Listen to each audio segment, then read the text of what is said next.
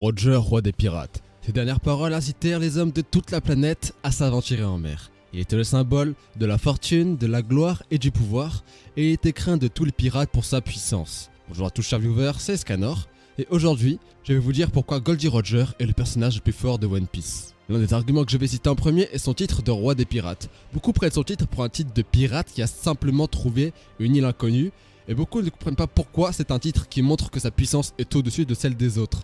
Et je vais expliquer pourquoi. Par logique, on voit que parmi les pirates, plus tu dominais les mers et plus tu étais fort. Dans un monde où les faibles meurent et les forts survivent, on nous montre bien que dès le début de One Piece, que la puissance est principale voire essentielle à un pirate. Mais Luffy nous dira à sa Bundy que le roi des pirates est le pirate le plus libre au monde. Et comment une personne peut être la plus libre si elle est opprimée par les autres parce qu'elle est inférieure? Ce qui glisse déjà obligatoirement Roger dans le top tier. Et Belette le dira lui-même dans le tome 10089, qui est sorti spécialement pour le film, et qui est un tome fait par Oda lui-même racontant la vie du personnage. Il dira qu'être fort lui permet de survivre et lui donne la liberté. Donc il dit bien que puissance et liberté ne sont pas forcément la même chose, mais qu'ils sont bien indissociables dans la piraterie. Tu ne peux pas être le plus fort sans être le plus libre, car les deux seront toujours liés. Et certains me diront que c'est Belette et que Roger ne réfléchit pas comme ça, et bien regardez le chapitre 0. Roger, durant la bataille d'Edward face à Shiki, dira que ça ne sert à rien d'être un pirate si tu n'es pas libre. Et Shiki le questionnera sur ce que ça veut dire vraiment. Et Roger répondra: ce que j'ai voulu dire, c'est que je vais te réduire en bouillie. Donc il dit bien lui-même que la liberté est la domination des autres, qui en veulent à sa liberté. Il parlera donc obligatoirement de puissance. Donc on voit bien que qui que ce soit, l'ayant compris, la liberté est égale à la puissance dans One Piece. Et elles sont indissociables. D'ailleurs, Luffy le dira lui-même à Wano, pour devenir roi des pirates, il faut vaincre les plus puissants pirates que sont les Yonko. Donc il faut devenir le plus puissant. Maintenant que j'ai bien démontré ce que signifiait le titre de Roger, appuyons mon propos avec ce que pensent les Yonko de Roger. Sur le Todo Nigashima, Big Mom dira elle-même que Roger était un être incroyable et hors du commun. Une Big Mom qui considère Kaido comme son égal, parle comme ça de Roger. C'est pour dire à quel point Roger leur est supérieur. Mais si vous n'aimez pas écouter Big Mom, alors parlons de ce que dit Kaido. Il dira lui-même à Luffy que Roger a dominé le monde à lui seul, sans fruit du démon, et que le haki surpasse tout pouvoir. Donc étant donné que Roger maîtrisait ses haki à leur paroxysme, on peut bel et bien le considérer au-dessus de Kaido, donc des Yonko. Kaido et Big Mom ont eux deux encensé Roger en le mettant au-dessus d'eux-mêmes, ce qui montre bien sa supériorité, mais ce n'est pas tout. Un pirate veut dominer les mers, un pirate cherche donc la liberté. Donc, le pirate le plus libre est celui qui domine le plus les mers. Donc pendant l'ère de Roger et Barbe Blanche, celui qui dominait le plus les mers était non pas Shiki ou par Barbe Blanche, mais bel et bien Roger. Et ce n'est pas moi qui le dis, c'est bel et bien les mots de Shiki lors du chapitre 0. Il dira à Barbe Blanche que maintenant que Roger est mort, ils ont les mains libres.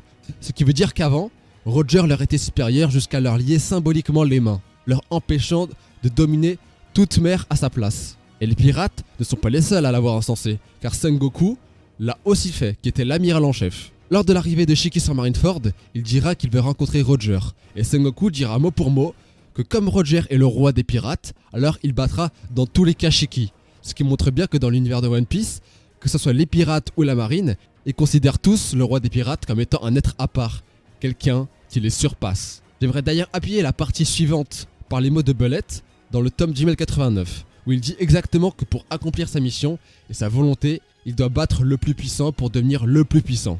Donc il doit affronter le roi des pirates. Belette dira donc lui-même que le plus puissant est le roi des pirates. Et je vois déjà venir ceux me disant que Belette ou Stampede ne sont pas quelque chose de canon, et je trouve que cet argument est vraiment non pertinent, et je vais expliquer pourquoi.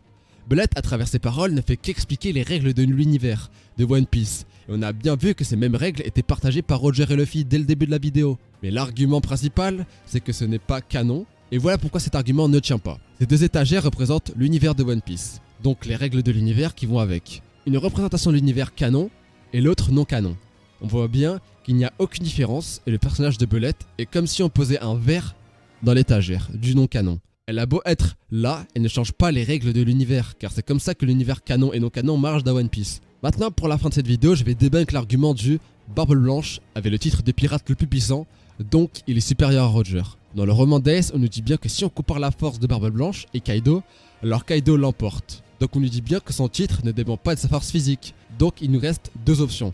Soit ça prend en compte son haki et son fruit du démon, soit ça prend simplement en compte son fruit du démon. Dans le roman d'Ace, il est dit que Kaido a sûrement une meilleure force physique que Barbe Blanche, donc on voit bien que ça ne peut pas être la force physique. Étant donné que Barbe Blanche était déjà très malade à Marineford, jusqu'à qu'il ne puisse plus maîtriser presque aucun acquis, pourquoi conserverait-il son titre? Tout simplement car son titre ne provient ni de son acquis, ni de sa puissance globale.